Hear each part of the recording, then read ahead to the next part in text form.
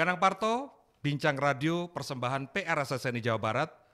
Dilanjutkan sekarang masih bersama tamu istimewa kita, Fajar Supriyadi Sentosa. Beliau adalah Kepala Perwakilan Badan Kependudukan dan Keluarga Berencana Nasional BKKBN Jawa Barat. Mantan petinju. Bagian kedua ini saya masih pengen mengorek, Pak.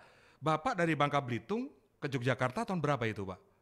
Ke Yogyakarta tahun 86 ya. Di mana Bapak studi kuliahnya? Di UI. Universitas Islam Indonesia. Ya. Bapak mengambil Hukum. hukum. Ya. Aneh lagi nih. Ya. Ini urusannya apa? Petinju, hukum, penyuluh KB. Oh, coba Pak, kok bisa begini? Jadi begini, saya sebenarnya tidak tertarik juga dengan hukum. Lah, Jadi pada awalnya. lah terus tertarik Jogja apanya gudegnya? Saya ini mau masuk sebenarnya jadi ini di yang olahraga ya. FPOK. FPOK ya. Itu sebenarnya. Tapi tidak lulus. Tidak Oke. lulus. Saya ikut tes tidak lulus. Tapi kan fisik Bapak cukup. Cukup. Tapi Petinju. kan karena kita nggak tahu ya. Karena mungkin belum terbiasa aja belajarnya mungkin. Oke. Ya, jadi kemampuan itu belum sampai ke sana. Kemudian saya kan punya paman saya itu kan psikologi. Oke. Psikologi. Jadi dia lihat, oh ini katanya nggak pas katanya memang. Jadi olahragawan itu nggak pas. Nggak pas katanya memang. Jadi udah katanya masuk hukum saja. Jadi gimana kalau masuk hukum? Oh ya kayaknya bagus juga sayanya. Wah udah gitu ceritanya tuh. Jadi arahan dari paman sebenarnya. Masuk hukum. Ya masuk hukum. Bentar Pak, itu. di UII masuk hukum. Iya. Tadi Bapak sebenarnya nggak suka juga. Sebenarnya nggak suka. Ya, awal-awal itu terus rasanya gimana? Kuliah sesuatu hal yang dipilih bukan kesukaan begitu? Enggak, dia itu kan sebenarnya awalnya aja nggak suka. Oke. Karena memang kan ibaratnya kan kalau orang lihat apalagi psikolog yang lihatnya kan dia lihat karakternya juga. Karakter saya begini. Oh ini memang orang yang seperti ini tepatnya di sini. Nah, ternyata itu setelah masuk 1 semester aja udah oh ya pas memang. Bapak merasa klik? Ya pas ya. Nyaman? Nah itu ceritanya. Teman-temannya, Ya. lingkungan Nyaman. Materi-materinya itu kuliahnya membuat, ya cocok membuat gairah kan. Oh. Nah itu.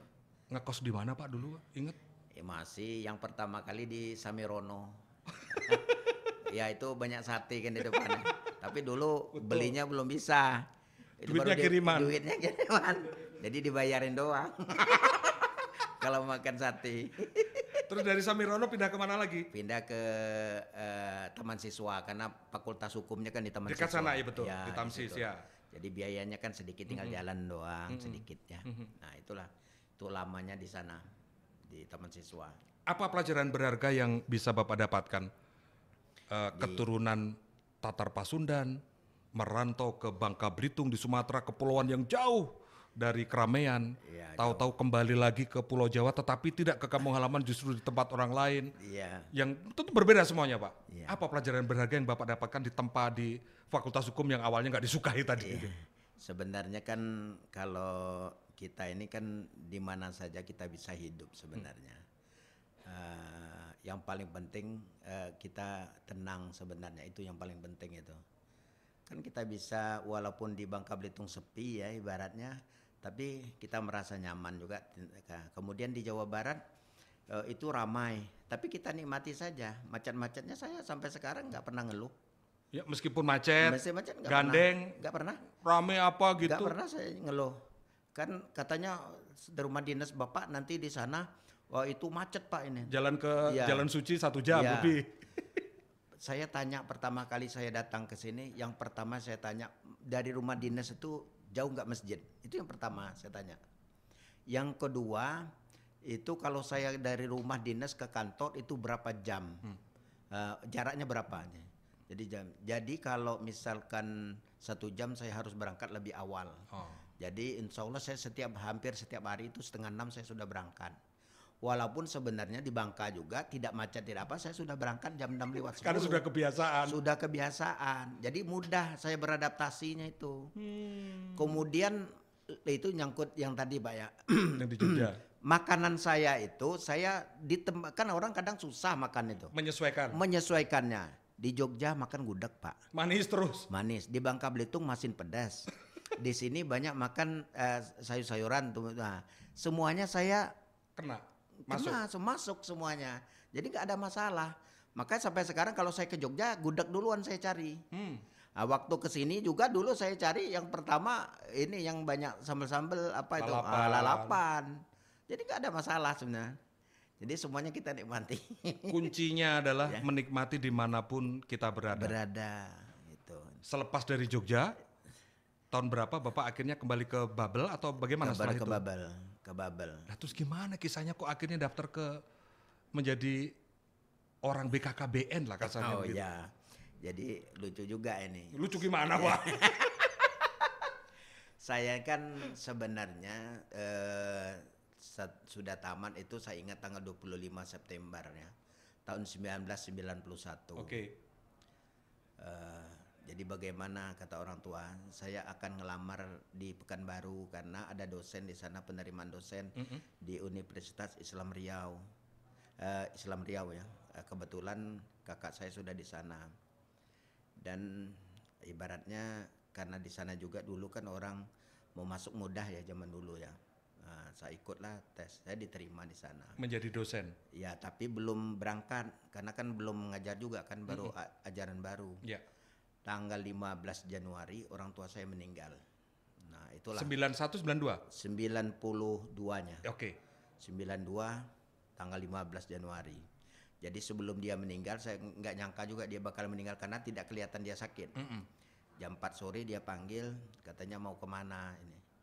Saya kan sudah diterima di Pekanbaru, ya. Dosen. Nah, saya harus berangkat secepatnya ke sana, nggak bisa katanya berangkat secepat. Uangnya nggak ada. Nah, nanti kalau mau berangkat tanggal 1, nanti sudah gaji langsung bisa berangkat. Oh ya siap, tunggu. Sorenya dia meninggal. Meninggal. Itulah yang akan merubah itu. Titik baliknya di situ? Ya, setelah dia meninggal karena saya masih ada adik yang masih kecil-kecil. Yang harus dibiayai sekolah pendidikannya. Ya, di sana harus didampingi lah kalau biayanya mungkin. Nah, akhirnya sudahlah di sini sajalah. Ngalah? Nah, ngalah. Kan kebetulan orang tua juga sebagai guru swasta. Oke.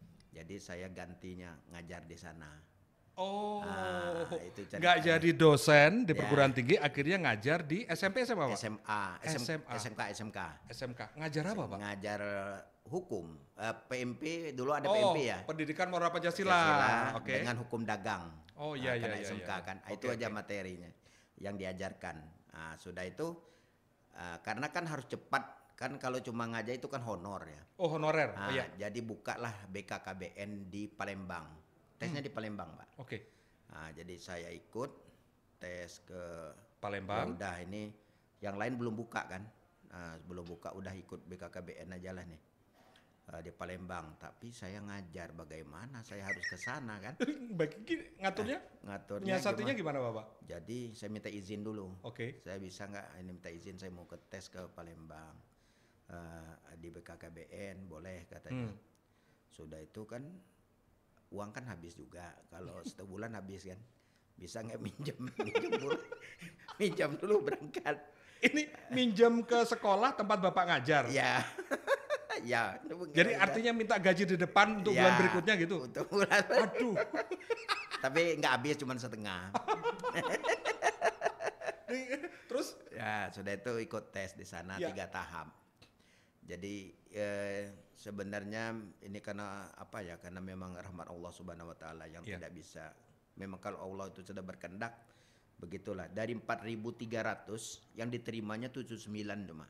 4.300 pelamar yang ikut tes? Iya. Yang diterima? 79. Satu diantaranya adalah Pak Fazar? Ya, saya nomor yang ke-79. Yang terakhir? Yang terakhir. Jadi waktu pertama dipotong. Jadi dari 4.000 tinggal 400. Oke. Diambil 400. Sudah itu wawancara tinggal 200. Untuk yang diwawancara itu 200 lagi. Nah, dari 200 itulah keluar ke 79-nya itu. Jadi waktu pertama kan juga susah karena namanya di tengah. Jadi banyak lembarannya dilihat, masih ada alhamdulillah. Yang terakhir itu yang hampir deg-deg. Karena berapa baris kan itu? Oke. Berapa lembar? Berapa lembar? 3 apa 4 lembar. Kok belum ada? Ini belum ada. belum ada. Yang terakhir itu ternyata di bawah sekali namanya itu. Padahal namanya F. Biasanya Iya, F itu di atas atau iya. di tengah Pak ya? Di tengah kayaknya. Tapi dia tidak berdasarkan abjad. Abjading Ya, rupanya. enggak. Jadi nilai atau apalah nggak tahu. Tapi alhamdulillah langsung saya nangis. Saya nangis langsung. Nangis terharu ya. Karena gimana lah yang keluarga banyak kan ibaratnya. Ya. Sebagai apalah membantu orang tua. Karena ada amanat juga dari orang tua waktu dia mau meninggal jangan terlalu cepat menikah. Ke Bapak Ya. mengultimatum begitu? Ya. Nasihatnya utama itu? Nasihatnya itu saya pegang Pak selama 5 tahun. Kerja dulu, Ya. jangan keburu menikah? Iya, saya pegang. Maka saya agak lambat menikahnya, umur 33 tahun. Oh enggak lah Pak. Iya, tapi zaman dulu Pak, bukan zaman sekarang. Nah, kalau zaman sekarang ya mungkin, tapi zaman dulu nggak bisa, itu udah telat Pak. Orang zaman dulu menikahnya kan rata-rata 21, 22, 23, 25. 25 betul. Paling 25 kan. Nah, kita jangka lama. Karena mengapa? Karena harus membantu adik-adik yang kuliah juga kan masih. Ada yang di Jawa Barat 2 orang, di Jogja ada 3 orang. Semuanya Bapak ikut mensupport itu? Ya, uang gaji saya nggak pernah ngambil selama 5 tahun. Hah? Uang sebagai kerja di BKKBN. Bener Pak. 5 tahun pertama, Semuanya habis, nggak ada saya ambil. terus untuk Bapak sehari-hari? Karena saya kan ngajar masih, karena dulu pulangnya kan jam 2. Oke. Dari jam 2 sampai jam 6 itulah saya ngajar. Luar biasa. Nah, jadi itu selama 5 tahun itulah saya makan dari situ. Saya sudah nggak kehabisan kata-kata Pak saya untuk melukiskan sebetapa luar biasanya dinamika yang begitu tinggi dan Ya. ini pengalaman yang dahsyat.